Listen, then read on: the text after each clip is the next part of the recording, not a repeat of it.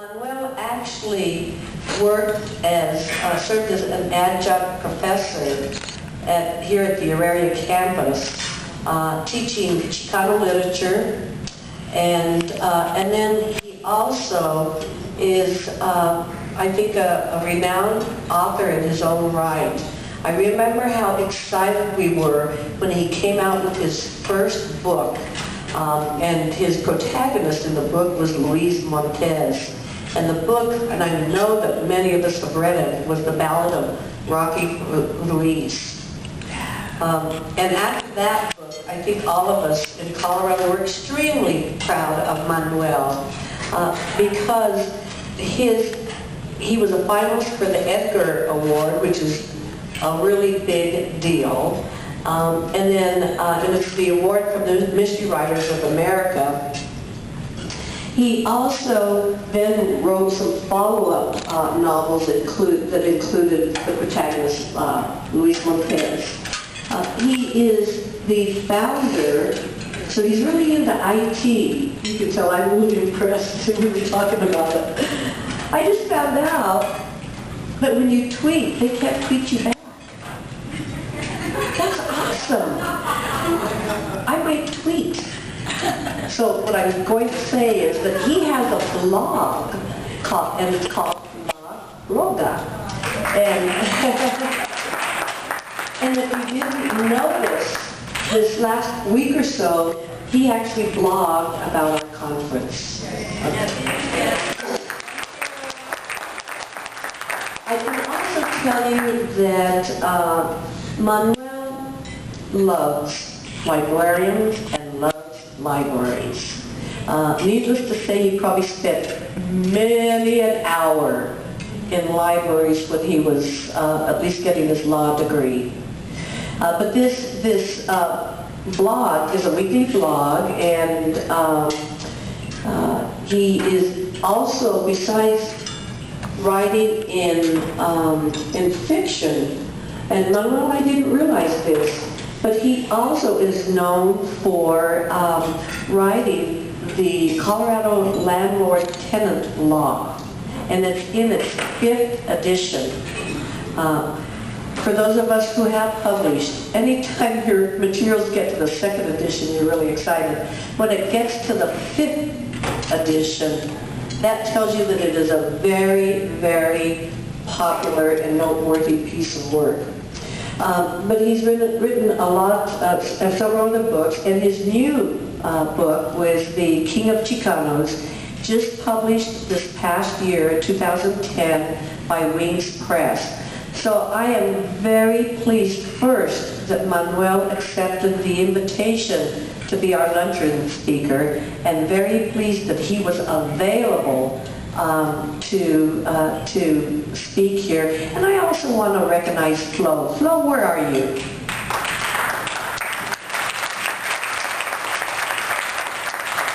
That lovely lady is Manuel's wife, and I have to tell you, this couple has one of the neatest relationships that I have seen in a long time, and I'm really proud to say that. So, I'm going to move on, give Manuel his chance to speak with us, and I think he's going to do a superb job.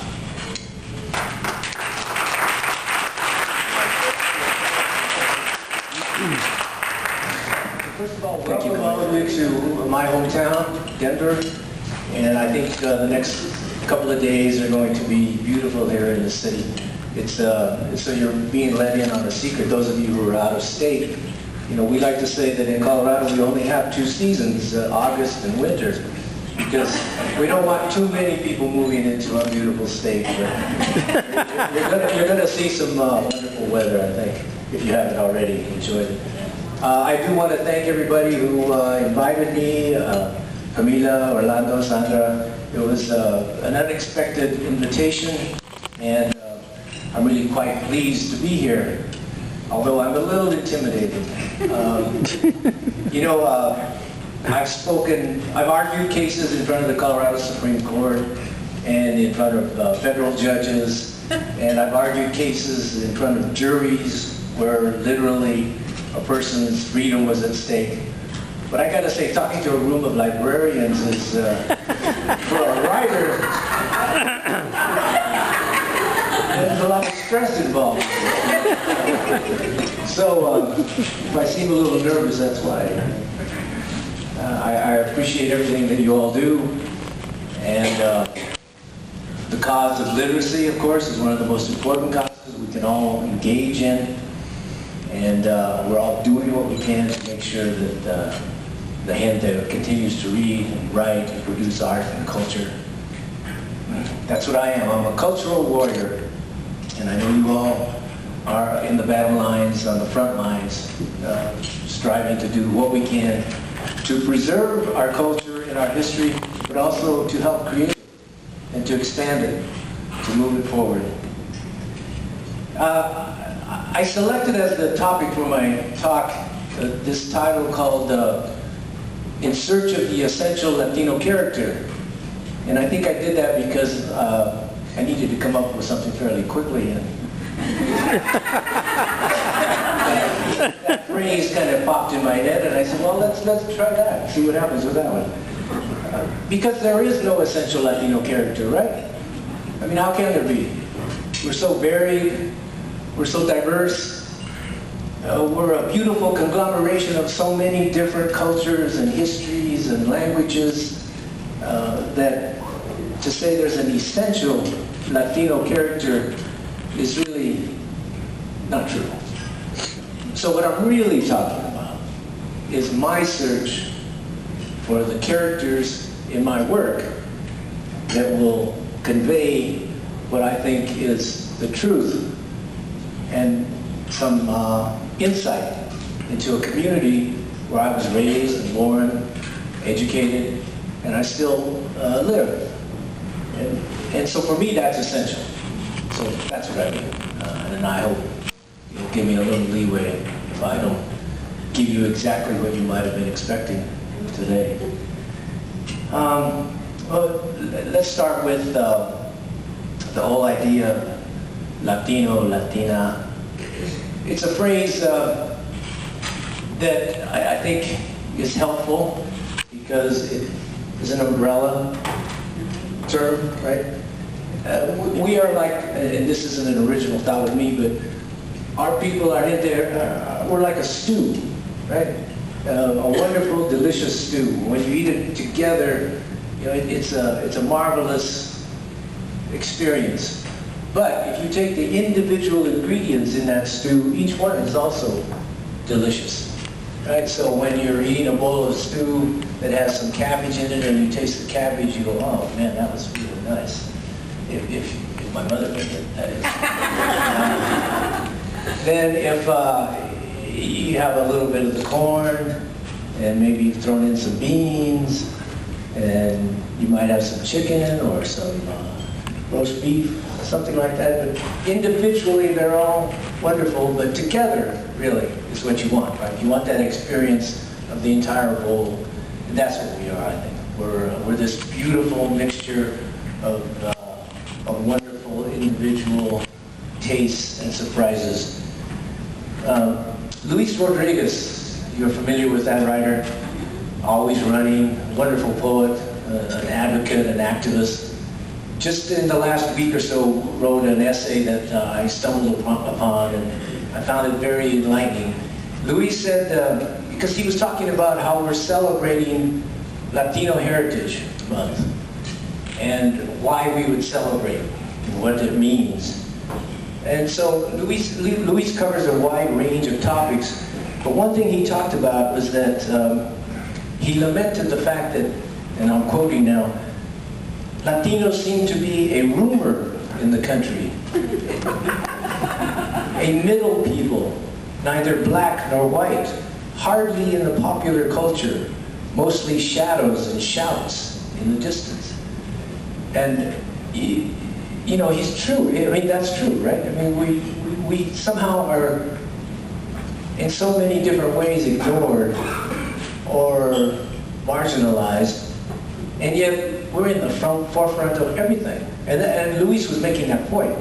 You know, we may be a rumor, but the country owes so much to us, and we owe so much to the country, of course, but he wanted to emphasize that we are celebrating because we have a right to celebrate, and there's much to celebrate, but there's still so much to do. He points out, of course, statistics that we're all too familiar with, especially in the times of economic recession and the hard times that so many people are facing. But it was pointed out to me recently that still at least 25% of Latinos in this country are below the poverty level. You know, we're still getting miseducated or not educated at all. Unemployment rates are sky high among our people. Immigration is a topic that has created so many brush fires and wars in this country. And it comes from the feelings of racism. And there's no other way around that except to explain it that way. So on the one hand, Luis was talking about celebrating and having a great time, and on this other hand, he talks about still the issues and the problems. And of course, that's us. That's who we are. We've been a people of struggle for centuries, and we will continue to do that. And that's our role, I think, in my view, is to point things out and to struggle for what is right. Now, how do I do that as a writer? Well, I think we need to begin with what does it mean to be a writer. So I'm going to quote some more people here. Benjamin Aguirre Sainz, a writer from El Paso.